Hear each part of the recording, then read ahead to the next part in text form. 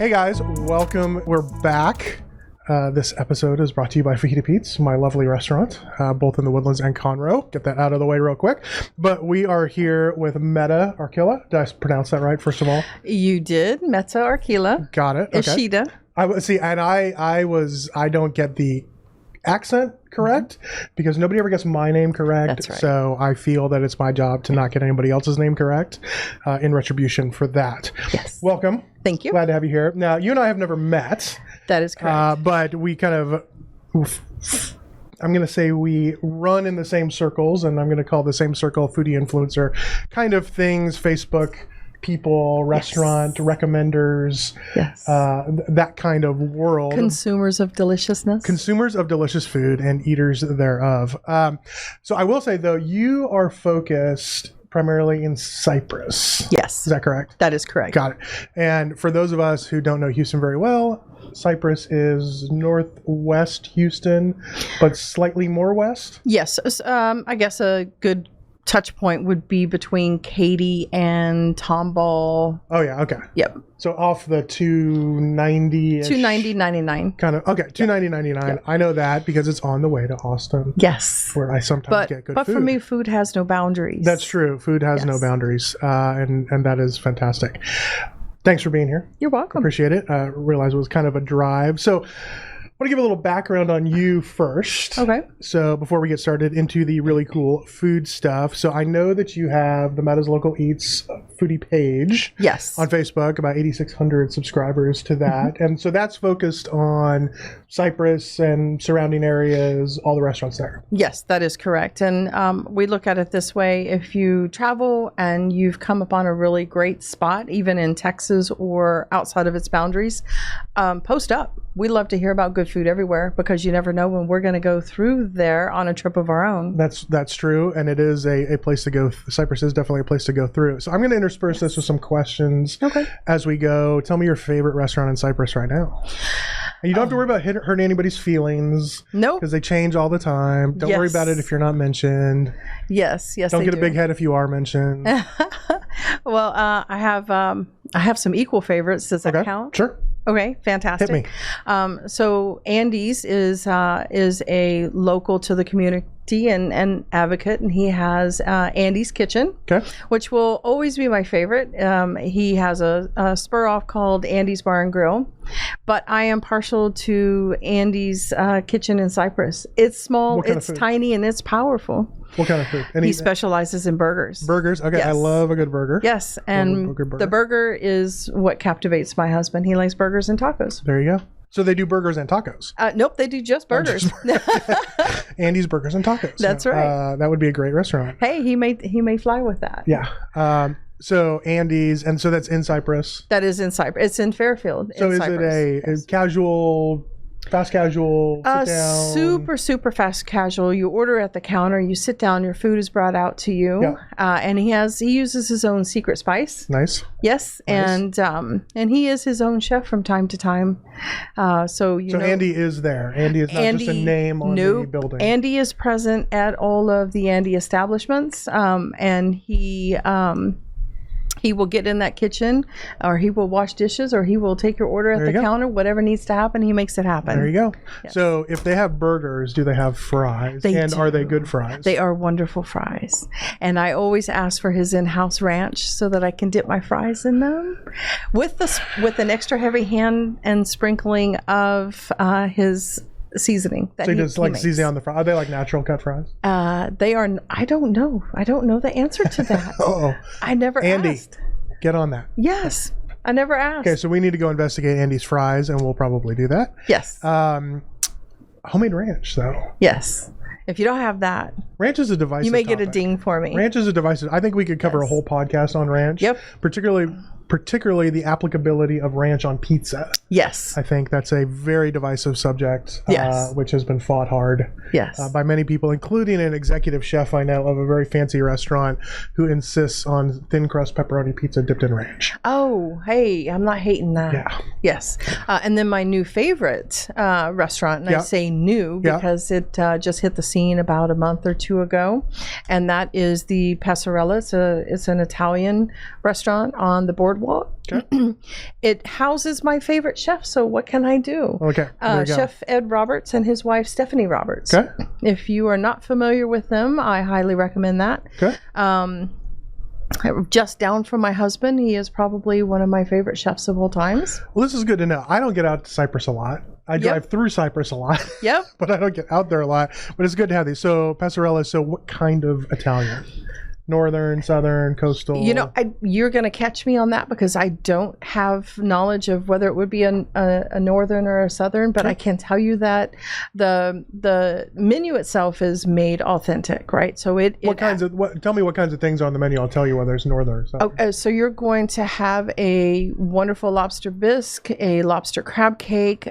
There's lamb involved, and of course your traditional lasagnas and pastas and things like that. Everything is made in-house. Nice.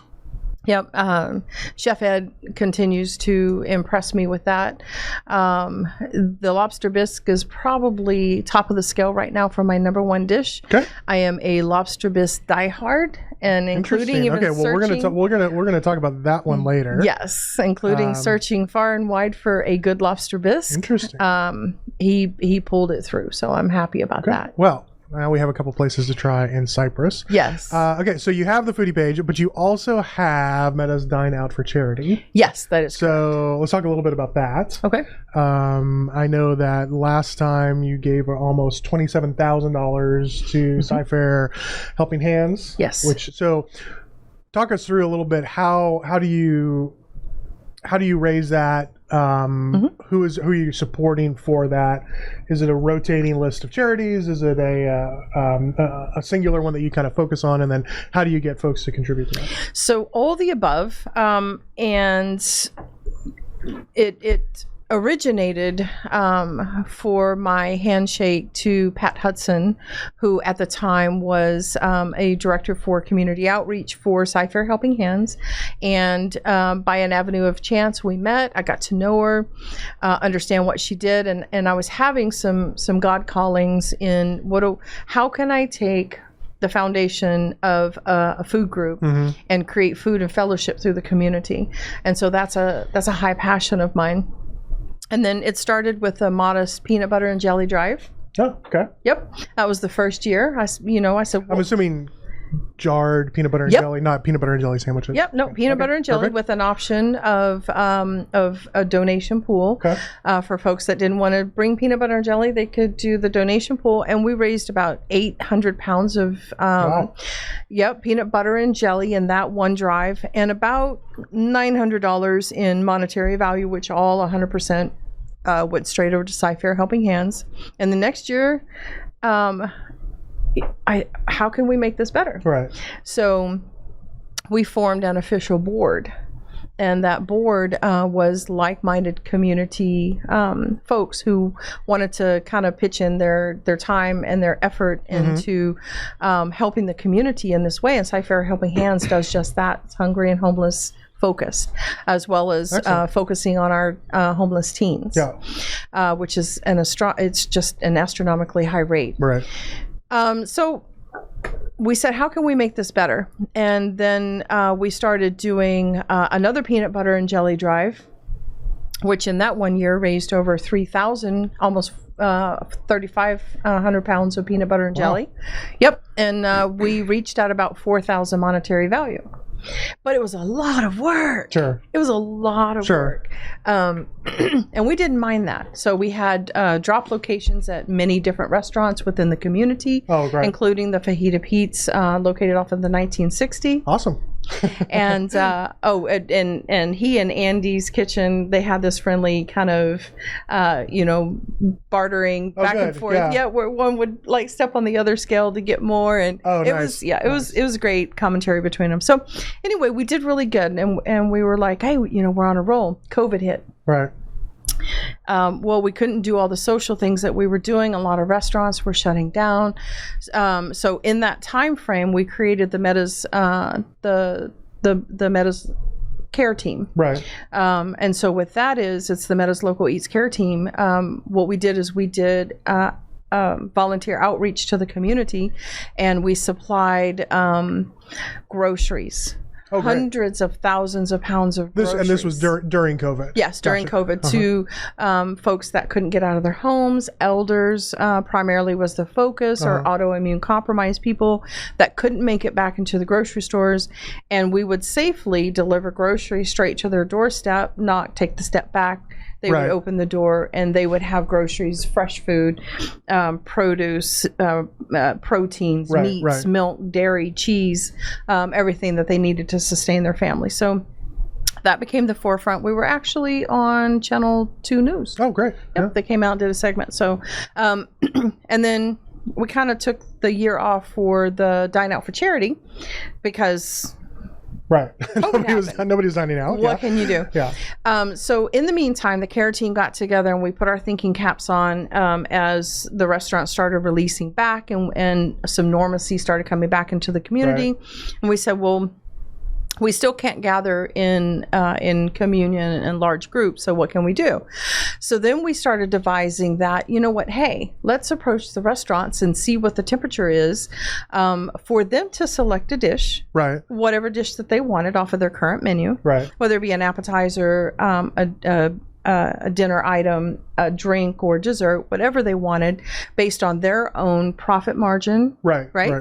And then they could also choose what they wanted to donate, whether it be 50 cents on that item. So you go out, you eat that dish. And then part of the proceeds from that dish go to the organization. So it could be 50 cents, $1, $2. We have one company donating $5 on their dish. Wow. And that company has a good profit margin. Yeah. Yes.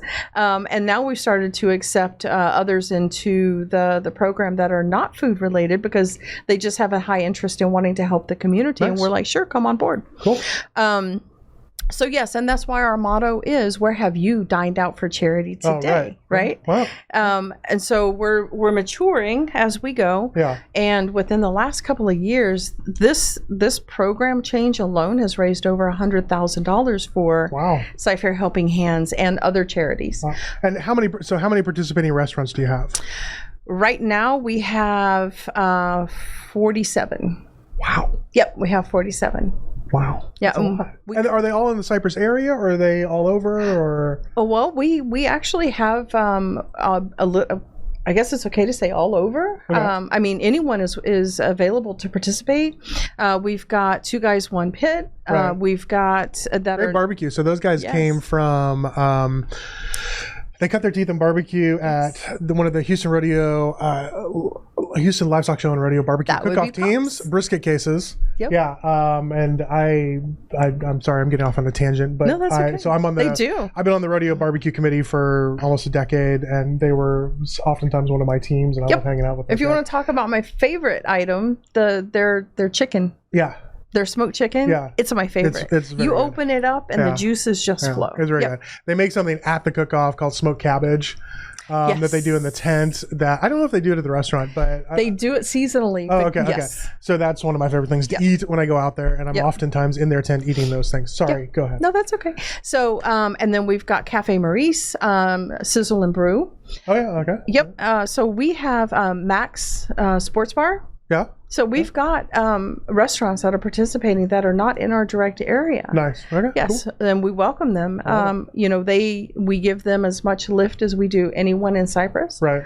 And which is important, and I think sometimes people think that they're giving to the charity, and the idea is to do it anonymously. The idea is to sacrifice themselves to give to the charity, but in reality, if we're restaurant owners here to run a business, and you need to be able to run the business, and can you help the community? Yeah, that's great. Yes. But there's a marketing reason for that. Yes. It's to both help the charity as well as help the organization that's giving as well. And that's that's the very basis of the food group, right? Right. So on the food group, we support locals, right? Yeah, sure. We support Rita's. I love Rita's. Oh yes, Rita's. We've done a taste buds on that. Martha's. Oh yeah, okay. Yeah, Martha's is a part of the program, and they're out of Tomball. Yeah. So we're getting a little bit further reach, and we're enjoying that. See, this is great, and this is what I love about food. And I don't know, Metta, if you know this, but I have, and I've described multiple times on this podcast and other things, is I have a real problem with what I call social media entitlement. And that is we see it all the time, particularly if you're in the food world. You tend to see it all the time, of these people going to restaurants or asking restaurants and saying, hey, give me this and I'll post you on my Instagram that has 1,000 followers. Who cares? That there's no good for the business coming out of that. And frankly, there's no good for the community coming out of that. Right. But this is such a thing that's so much different, and really where I like to see this whole industry kind of trending, both from we'll call it a marketing point of view, but it's a marketing / influencer point of view of people who are supporting local restaurants, but also supporting the community. Yes. Using that influence for good versus using that influence to, either I'll call it either line their own pockets or, put themselves out there. Yes. It's putting others forward first, which I think is so important. So this is fantastic. I did not know a lot about this. I did research on it, but I did not, and I just learned all of this stuff between like yesterday and today, which is fantastic. So thank you for doing this. I think this is important for the community. I think it's important for these businesses. It helps the local businesses. It helps the community, which I think is fantastic. Yes. And our primary focus is, of course, Cy-Fair Helping Hands, right? We do have a homeless issue in Cyprus, and I think most areas, if they dig in and just take a look at the raw numbers, they have a homeless issue as well. Sure. And so for me, I eat a lot of really good food. And there was once a time where, we almost didn't make it. My daughter and I, we didn't have enough. My car got repossessed. I don't mind saying that. We almost lost our house. Sure. I dug out of that, and we didn't have food to put on our table at that time. Right. Coming from being self-sustaining and affording country club memberships to having absolutely nothing, and I didn't know where to turn. Yeah. I absolutely did not know where to turn where I could get food to put on my own table. And so when I met Pat and she was telling me all these wonderful things, you don't have to qualify to do it. You just simply provide a driver's license, and if you don't have that, just a form of ID. Right. It can be as anonymous as filling out a sheet for them. They don't share your information, and you go and you get your food. And so you sustain your family. And then they have a homeless outreach where they reach into the community and they know where the homeless people reside. Right. I say reside because if they're behind a gas station and that's kind of where they're living or hanging out, they take food to them. They invite them in for showers and shoes on their feet and things like that. Yeah. So it was really important to me to do something, and this felt natural. Do we help other people? We absolutely help other people. Sure. So in the second quarter or the second season of every year, we try to run this twice a year. 100% of the proceeds goes to Cy-Fair Helping Hands. And we have a lot of safeguards built into place. We don't take the money ourselves. Right. All the restaurants are responsible, and it's built on trust. Yeah. If a restaurant committed to something and times have reached up and nipped them and they can't do it, we don't hold them accountable or bash or shame them. It's built on trust. Right. You send your promissory straight over to Cy-Fair Helping Hands. Now we do have a financial person and we do track. Sure. So we know what we have coming in, and so you have accountability. That's which, right. Again, we have accountability. Is a huge issue. And I'm gonna keep bringing this up, but it's because it just bugs me. It just irks me. Is accountability and this whole influencer sphere, not spear. And I think that's important. Yes. I mean, if you're tracking where the money is going, the money's not being used for yourself. Every organization has an overhead. We get it, whatever. But we don't take restaurant money for that. Right. We actually have sponsors. And again, sponsors. Oh, perfect. And sponsors don't pay us. Yeah. So we've got Lucky Money. We have Carrie Holloway, who is a real estate agent. We have Andy's Kitchen is a sponsor. So we have a baseline of sponsors that help us financially. And again, we don't say, hey, can you give us money so we can go pay this? We present them them with the invoices and the bills. Right. And they, as a part of the board, they figure out how to split those costs. Gotcha. Yep. That's fantastic. Yep. So it stays out of our hands and keeps everything honest between the ones who are providing the money to cover the overhead. Posters take money to print, right? Sure. And things like that. And the Sci-Fair Helping Hands and the charities, everything goes, checks are made out to them, or they have a choice to send it online through Venmo or whatever they want to do. Good. Yep. So we provide the accountability, but we don't touch any of the money. Right. It's 100% profit. Yep. Excellent. Love it. And then in the every other season that we have this running, we divide that with a 75-25 split between Sci-Fair Helping Hands gets 75%. Right. And 25%, we have other local 501c charities that are qualified, and they come and they say, hey, we've got, we're a 501c set up to address teen anxiety. Right. Or our last December, we chose Lucky Mutt Rescue, who is also a 501c, and they help the fur babies in our community. Soft spot. Yep. And so we were able to grant them a little under, or right at $9,000. Oh, wow. Yep. And then Sci-Fair Helping Hands got the rest. Fantastic. Yep. Fantastic. So, we're happy, and we do accept 501c charities if they'd like to, come and qualify with us. Right. It's a blind vote.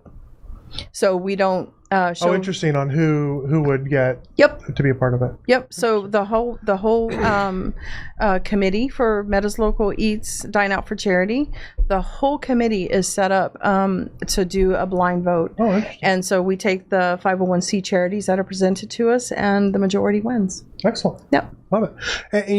And I'll say this as not an influencer. I don't say win. It's not a win. It's they become the benefit. Right. Well, I mean, and it's a matter of searching around. And what I was going to say was, we've done so I own the Fajita Pizza in Conroe, and we've teamed up with the Veterans Organization. The Veterans Task Force in Conroe. There's a huge veterans population in Conroe, something like 36,000 out of 90,000 people.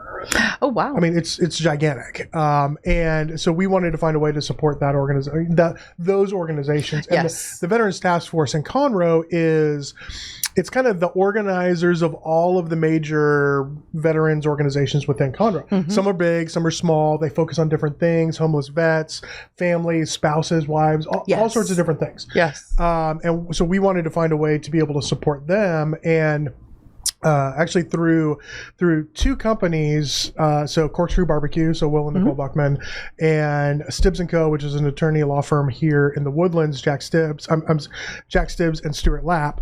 They're our flagship sponsors, and so we've been able to now donate. What we're doing is between 20 and 25 meals a month to the different veterans organizations. And kind of like yours, what we're doing is, first of all, it's going straight to the veterans. There's no overhead on our part. And we presented to them as strictly a gift card. We talked to the Veterans Task Force, and one of the things that came up was there can be I don't want to say embarrassment, but it's like a humbleness of these veterans don't want to reach out and ask for help. Yes. And we find that a lot too. And so we wanted to craft this in a way where it did not make them feel like they were getting something, or also nobody else knew. So they can come to us, and they come to us with actually a Fajita Pizza gift card that looks exactly like every other Fajita Pizza gift card, and so it's just a gift card, and they can come in, and it's enough for a meal. And we rotate the organizations. So now we're working right now on advice from the Veterans Task Force about who are those organizations that would benefit the most this month versus next month. And so we did 2 organizations this month, and one of those was Volunteers of America, which is I love that one. And fantastic people. Linda Sullivan there is fantastic people. She actually helped us organize a lot of this. So we're trying to do that, to give back to that community And I think that's super important. Yes. To do Yes. in those communities. So I commend you guys for doing this Yes. hard work. And we do. So Metta's Local Eats is not just another food group. Like we say that often. It almost is kind of a mantra too. We're a food group with a purpose. And aside from the Metta's Local Eats Dine Out for Charity, the Care Team Association that digs into the community to help families in the time of crisis. We also do service as far as using the connections that we've established, and when there's a death of a fellow or a fallen firefighter, we'll find a restaurant to sponsor them, the family a meal, and then we, the care team, go and we serve the meal, set it up, serve it, and assemble. We also, for the local VFW, we did a whole hog roast. Oh, nice. Yes, and so we did all the sides. They have a commercial. Hog. Yes, they have a commercial kitchen on site. They have pitmaster, and they do a fabulous Friday steak night. Oh, but nice. We purchased a whole hog for them, and they kind of took all that because I don't roast hogs. But we did get in that commercial kitchen and supply everything else, and so that was a real good come together. Caroline Cobell of Caroline's Kitchen was a part of that, and so we just really had fun, and everyone who came in to purchase a plate that night, all the money 100% went to the VFW folks. Oh, nice. So love it. We tried to do a lot of things to stay connected to the community, and that's what kind of fills the PMs, right? Right. The PMs and the emails, and they're like, "Hey, Metta, I know this family. Can you help?" Absolutely, we're going to help in some way that's food related. I love it. Yep. I love it. Facebook food groups with a purpose. Food and fellowship. There you go. Food and fellowship. Yes. That's what we need. That's what we need right now. Okay. We're gonna talk about dishes right now. So I'm not gonna ask your favorite dish because it sounds like it's lobster bisque. Yes, lobster bisque is at the top of my list, and that chicken. Okay. So where right now? Because I do love a good lobster bisque. Put the chicken in the lobster. Oh, there you go. I don't know. Surf and turf bisque. I don't know. There you go. Where are you getting lobster bisque? At Passarella on the boardwalk. For right now, it is the only lobster bisque that I have found in Cyprus. I've tried a couple of others, and it just meets the mark on some level. Right. And Chef Ed nails it. So for me, it's going to include a roasting of those shells. Sure. Right? So you get that extra in the stock. layer. Yeah. Right. He does that. Yeah. And then once you do that, it's time. Right. It's time and love. And they have a small kitchen in the Passarella, and he makes big things happen. Wow.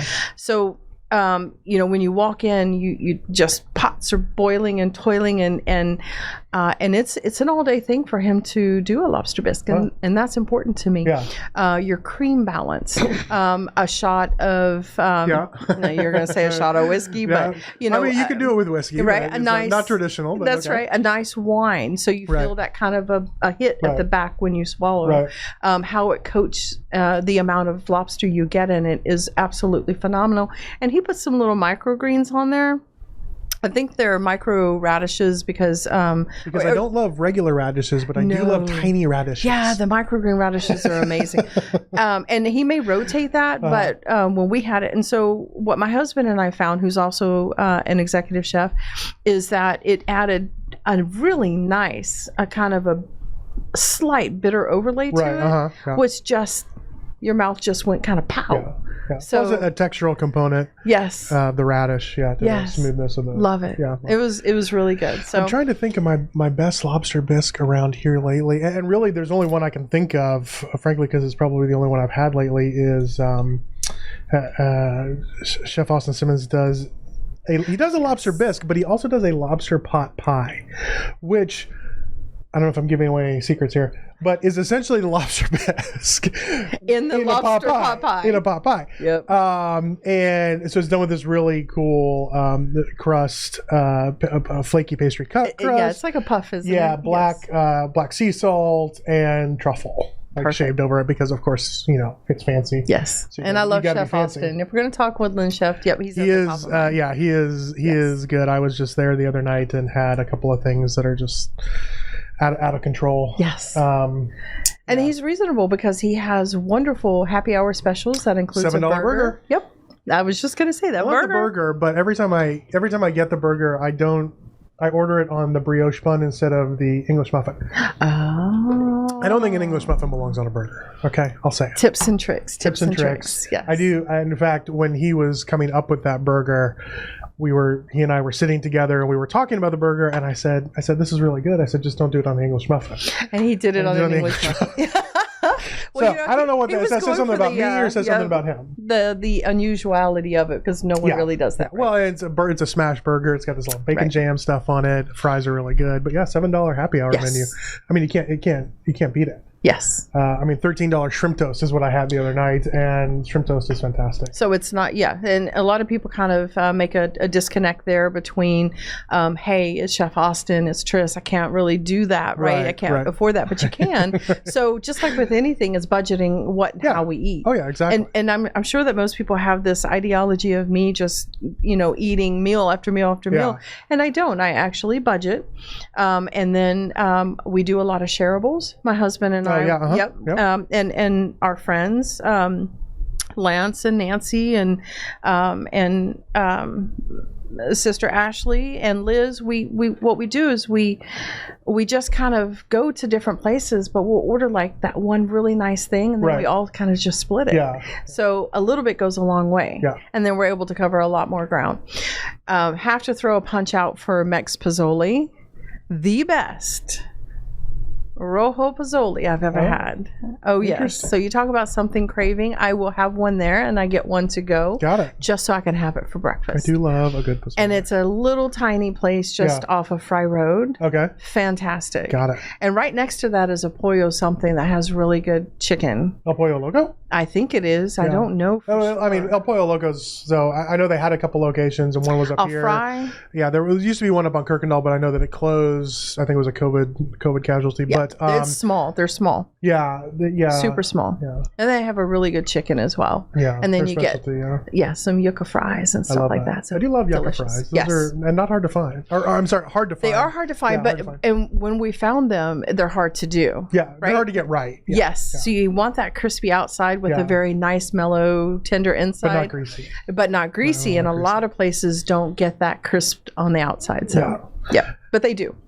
Good. Yeah. So cover a couple openings. These are Woodlandsy things, but you may know who they are. So we have Crawfish Cafe just opened up here, which is another location of the Crawfish Cafe in the Heights, which is fantastic.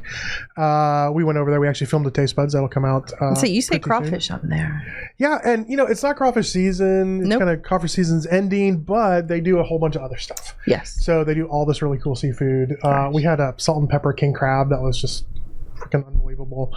Okay, so Crawfish Cafe, Cinnaholic, which you mentioned, is actually opening here, or has opened here in the Woodlands. And we love our Cinnaholic over there. So this is what you call, having something in your mind and being afraid of food.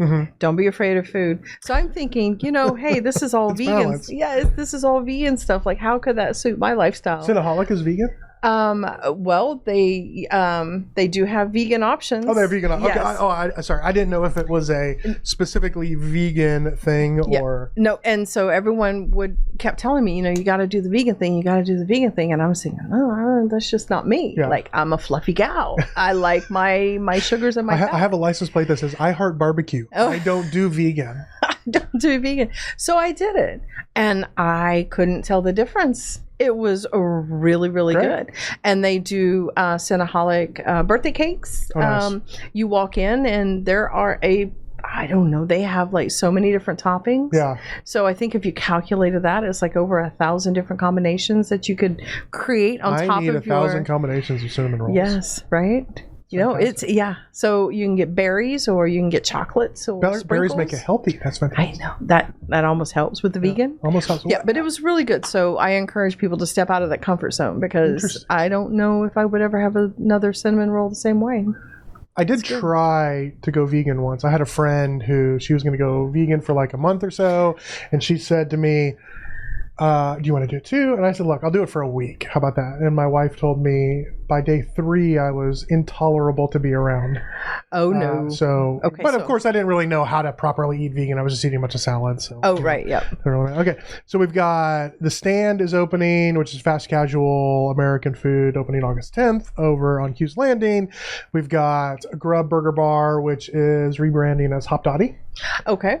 Here in the Woodlands, that's opening August 2nd. We have Rise Souffle, which is coming back. So Rise Souffle used to be all of our products are. Yeah. Well, there you go. There you go. They are vegan. Cinnaholic is vegan, freshly baked, and 100% vegan, dairy, and lactose-free. But that's what I mean. Egg-free and cholesterol. Step out of that comfort zone because it was so good. Yeah. Wow. And I actually get them as like little mini birthday gifts for people. Wow. Like, depending on who it is, so they like peanut butter, I'll go that route. There you go. You can build your own like little mini Cinnaholic. There you go. Yeah, Love it. It's good. And they're a part of Metta's Local Eats Dine Out. Yeah, I saw that on the list. So Rise Souffle is opening if you're a souffle fan. Oh, yes. So there used to be a Rise. So Rise is in Dallas. They used to have one in River Oaks. Okay. Which oddly enough was George Bush Sr.'s favorite place to eat. He was there. In fact, I went there once and he was there, which was kind of cool to see. Really cool souffles, savory sweet, really cool cheese courses. Mm-hmm. They are opening in the Woodlands in Creekside West, which is about a mile from my house, which means I'm going to be there a lot. We've got Boss Cat Kitchen is coming. Oh, that sounds good. That'll be nice. State Fair has already opened. Yep. In Hughes Landing. I Heart Mac and Cheese has opened in Creekside Village Center, which is almost like Chipotle but for mac and cheese. They also do really cool stuffed mac and cheese, grilled cheese. And mac and cheese is my jam. Mac and cheese is fantastic. Yes.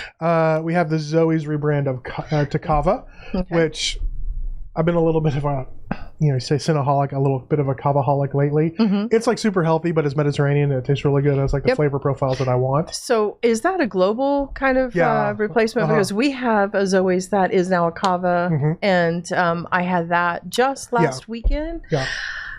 Yeah. So I go in, and like I told you, my husband and I generally split things, but I'm thinking, we'll do a wrap. It's handheld. We're traveling. And I'm thinking a wrap, like a wrap. So I ordered 2, one for him, one for me. And, oh no, I knew that I was in trouble. And that first scoop of protein went down. I was like, is that for one? And they just kept building on top of it. Actually, it's a great value. It is. For the money. Yes. And a whole lot of deliciousness. Yeah. It's good. And I mean, it really tastes good. It's fresh, like vegetables and stuff.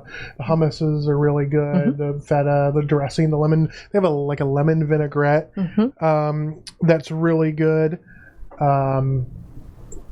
Yeah, those are it's fantastic. So thank you for answering that for me.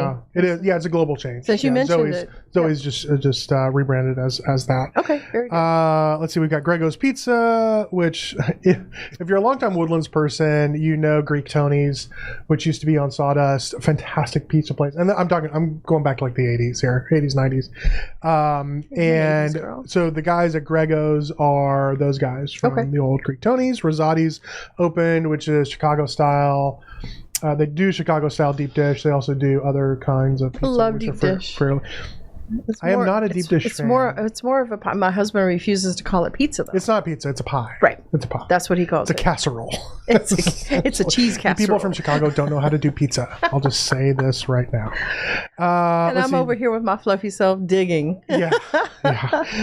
So lots of good places. Also have Amrina opened up, which is the new upscale Indian. I met the owners. Yeah. So the owners of that place also own Johnny's Italian Steakhouse, which is in Shenandoah, which is an kind of semi-upscale Italian concept. But wonderful people. Yeah, but they brought in Chef Jassy Bindi, who is from Washington D.C. And he came and crafted the menu. They spent a ton of money on Amrina. The inside is really very nice. Yes. All sorts of different kinds of food. I wouldn't necessarily expect traditional kinds of food, but I would expect a fusion take on Indian. Yes. There's lots of good Indian around, but we've been there a couple times. Great kind of environment, a little loud, but particularly as the night goes on, because they do a late night. don't want to say nightclub, but kind of clubby kind of scene, which is more drinks and food, but they did just start offering brunch as well. So those are a couple good openings right now. Oh, Blind Finch. We'll talk about Blind Finch. Yes. So from that Miss is Mary. from Miss Mary. And so Mary Thistle. Thorne's Mary Thorne's Speakeasy Concept, which I was hopefully going to tonight, but I'm not going to be able to. So Rachel, my wife, and I we do have a locker there.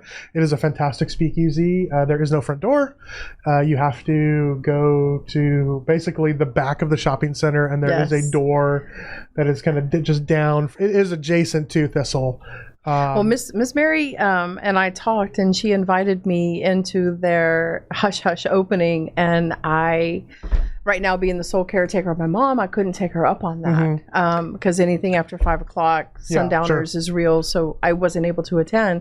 But I look forward to doing that. So I'm living through your eyes right now. It's a very cool place. Really good cocktails. The environment inside is subtle, quiet. From the photos I've seen, fantastic. Yeah, just fantastic. Drinks are very good. We did a taste buds on it. Oddly enough, a taste buds is all about drinks, which we usually do food, but it's all about drinks. So that should be coming out pretty soon. Well, I can't wait to see that. Cover a couple other things while we're here. Okay, this is a question that I ask everybody. Your favorite ingredient? My favorite ingredient, food. No, I'm kidding. So ingredient's hard though. It is. It changes so much. So what is your favorite ingredient right now? It is. I would have to say a really well done and accomplished pork belly.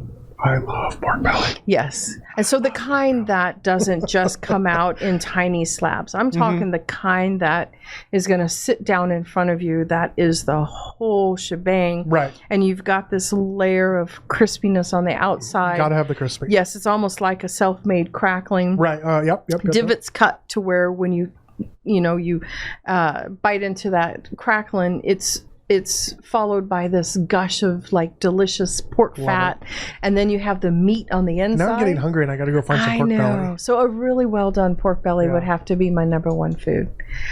Bacon, right? Bacon. I got to figure out where to get that. Yeah. Okay, we're gonna jump to something else. Yes.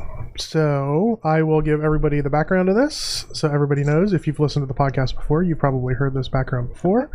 But we are going to talk about our little questionnaire, our Subtle Foodie podcast questionnaire.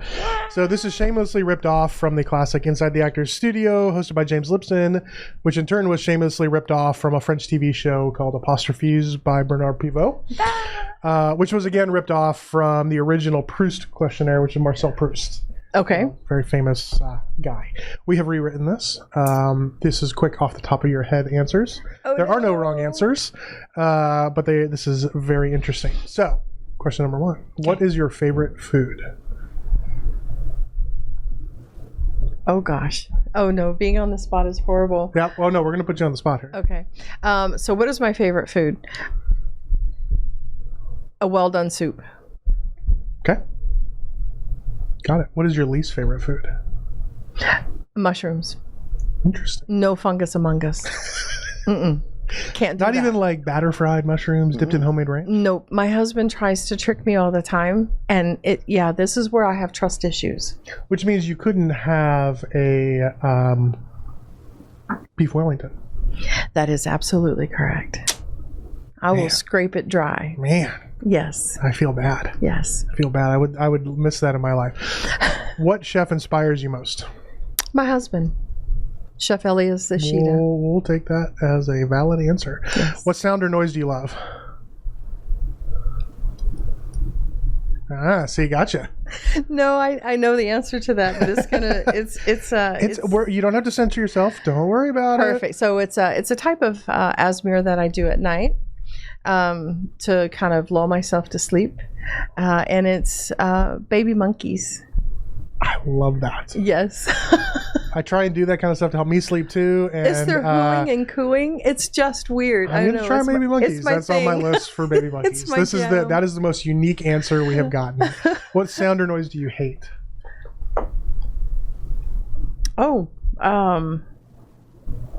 I don't think I have one. I don't think that I've ever heard a sound that just says, oh, well, no, I don't hate it. So it's almost like a PTSD. Yeah. But when my mom's bed alarm chimes in the middle of the night, like I actually dream that it chimes and I wake myself up running to her room. Oh, right, yeah. And it doesn't even sound. Yeah. So it's almost a little PTSD.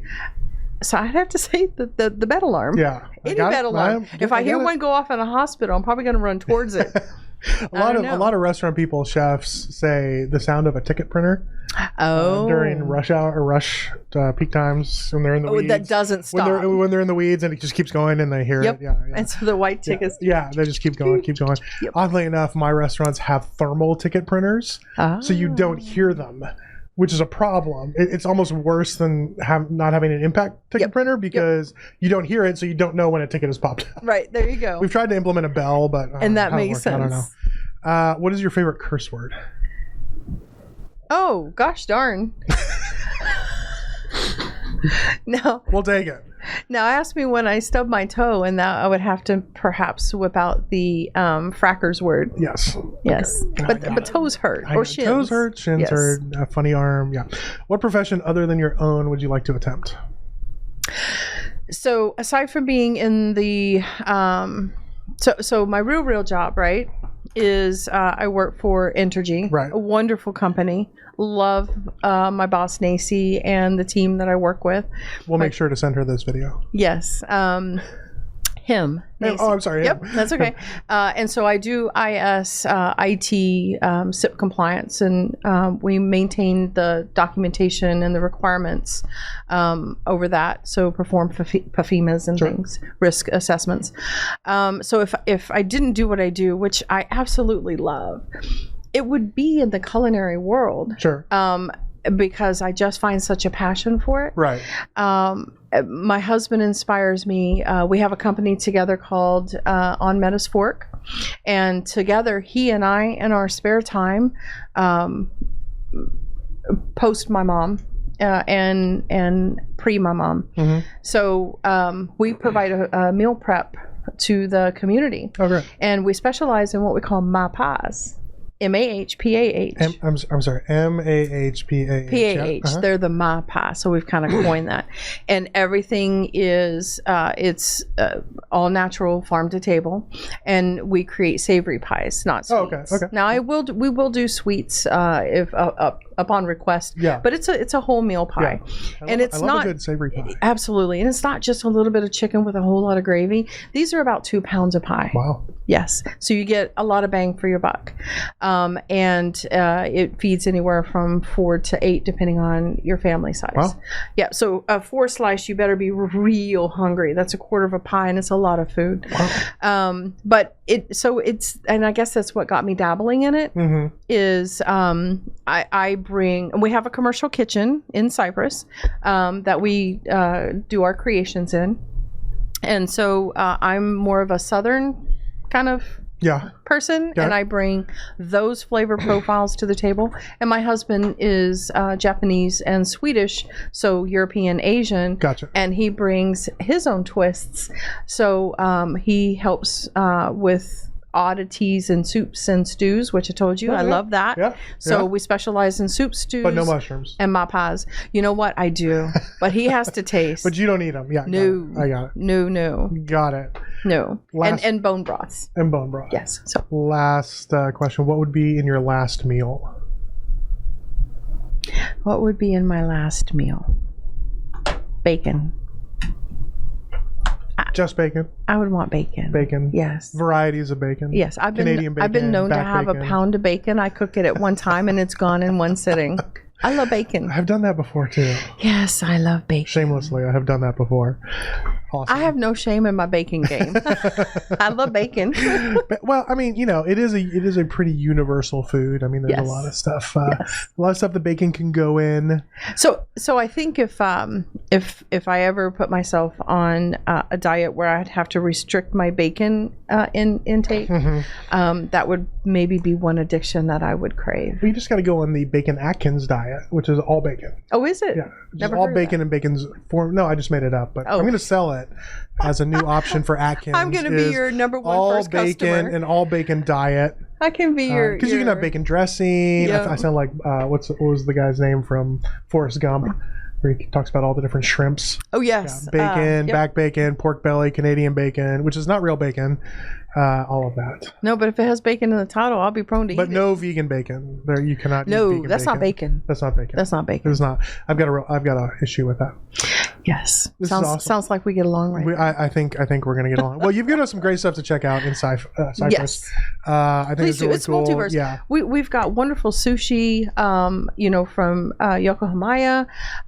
We have Puerto Rican food. It is a multi-diverse area for any kind of genre. Mexican food, Juanitas, La Viva. We've got Rita's down the street. I know Tomball has some great Mexican food with Martha's. So we've got so much to offer. I have been on a quest lately for takoyaki, which, if you don't know, is a little fried Chef octopus Jeff balls, with Yokohama.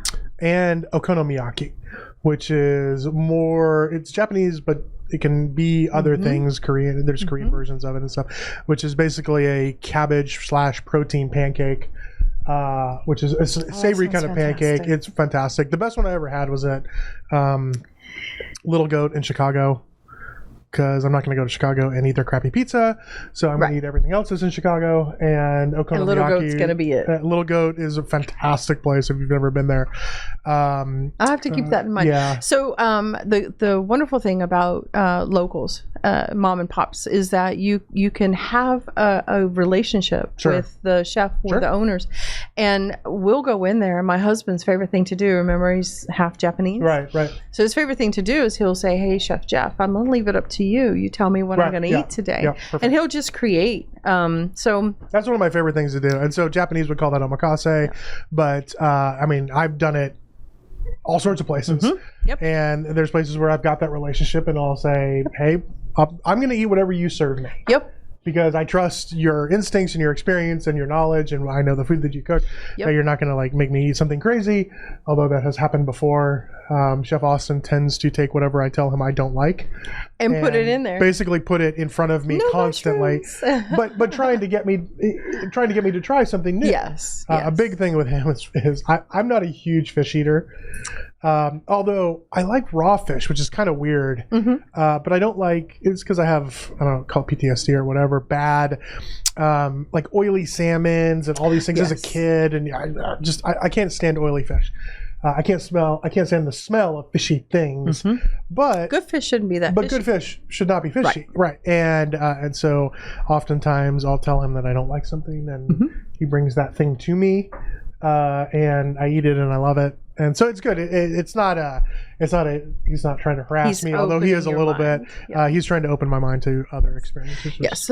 So I talked to Chef Jeff, and he just opened up a Yokohama in Tomball.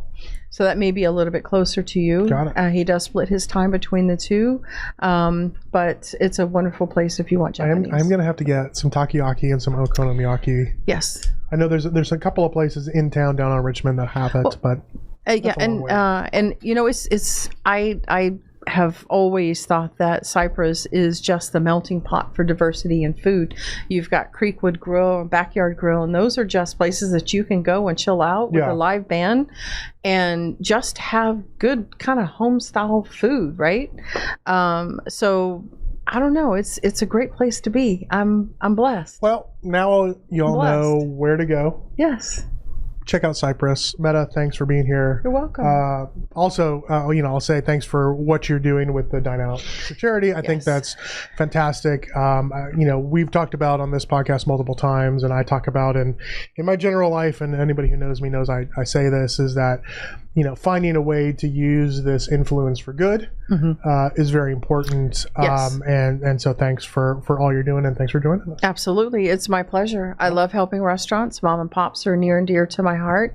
I believe that when we create a strong foundation, the community can only grow and outreach from there. It's true. Yep.